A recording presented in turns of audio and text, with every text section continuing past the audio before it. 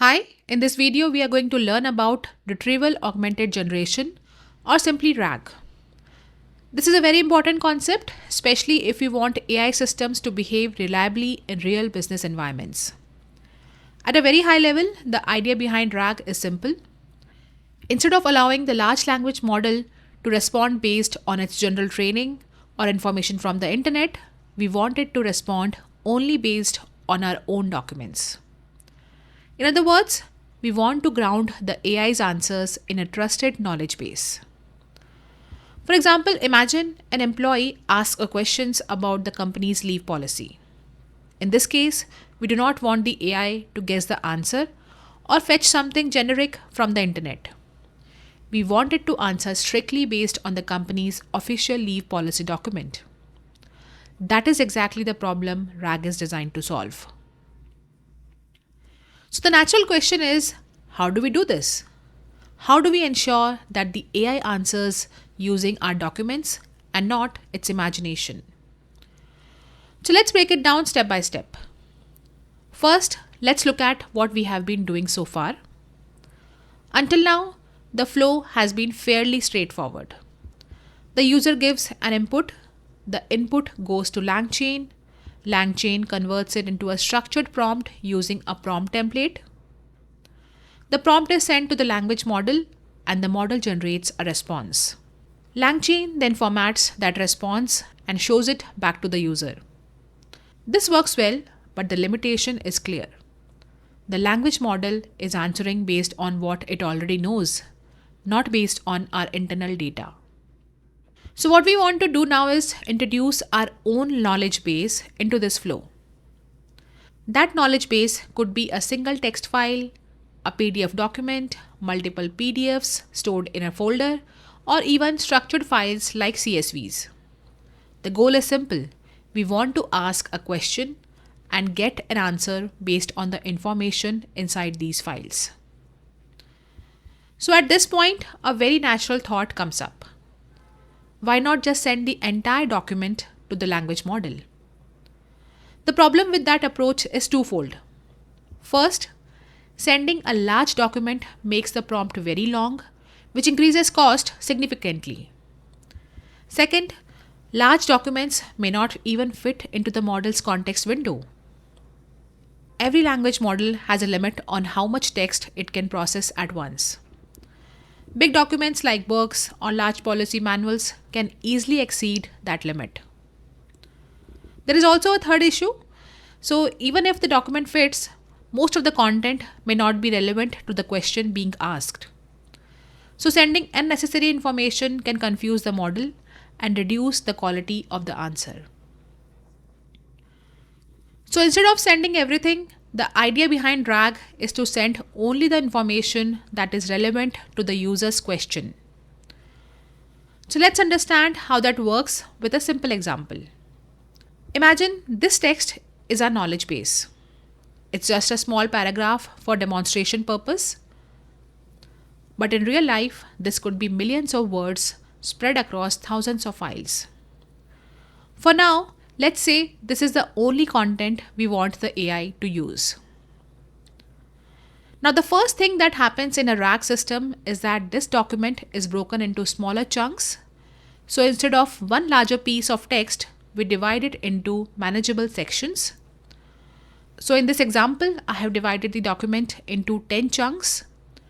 Each chunk contains a specific piece of information from the overall story. Now suppose the user asks a question like, what problem was FinEdge Solutions facing that led to inconsistent responses? Now at this stage, we do not want to send all 10 chunks to the language model. Most of the information is not relevant to this question. So instead, the system tries to identify only the chunks that talk about the underlying problem. In this case, maybe only 2 chunks are relevant. The first relevant chunk is chunk 3, which explains that the rapid growth of the company led to internal documents being scattered across multiple systems such as PDFs, spreadsheets, emails, and internal portals. The second relevant chunk is chunk 4, which explains that searching for accurate information became slow and error prone, leading to delays and inconsistent responses. So over here, relevant chunks retrieved, those two chunks are selected, and only those chunks along with the user's question are sent to the language model, and based on that limited and relevant information, the model generates a grounded response. The response might be something like this, which is highlighted in yellow. Now notice something important here. The answer is entirely grounded in the retrieved chunks. The model is not guessing, imagining, or pulling information from the internet. It is simply summarizing and reasoning over the information it was explicitly given. This is the core idea behind RAG. So instead of asking the model to know everything, we first retrieve the right information and then ask the model to generate an answer based only on that information.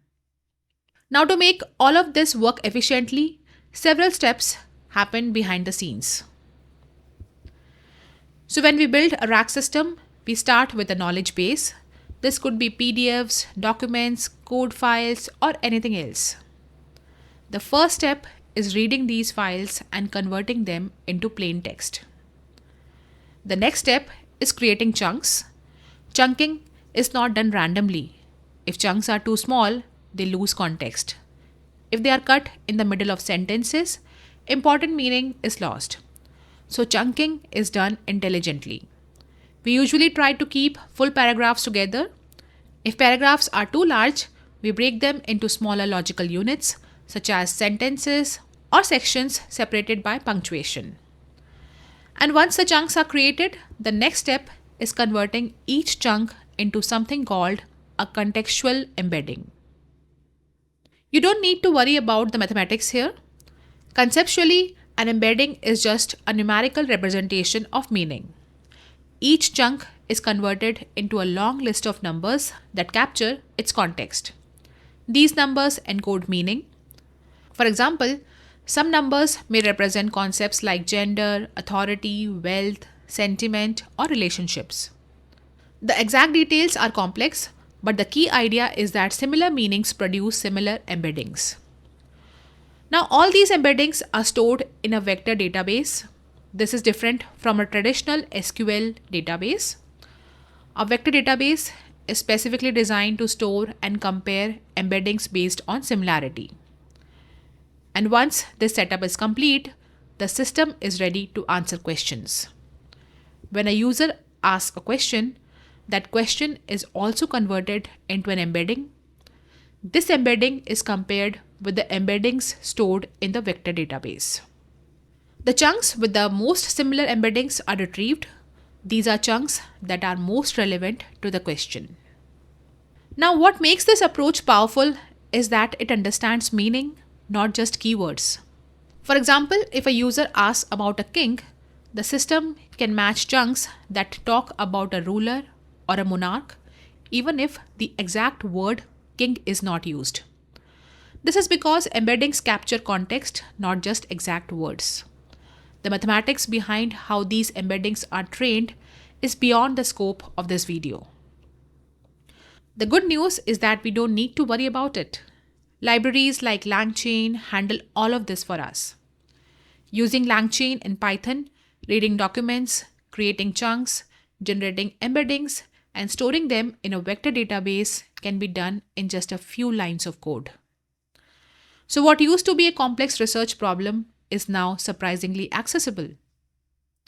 So the key takeaway is this. A RAG system allows us to combine the reasoning power of large language models with the reliability of our own data. It ensures that AI answers are grounded, relevant, and trustworthy. Alright, so I hope this explanation gives you a clear conceptual understanding of how RAG works. That's all in this video. Thank you.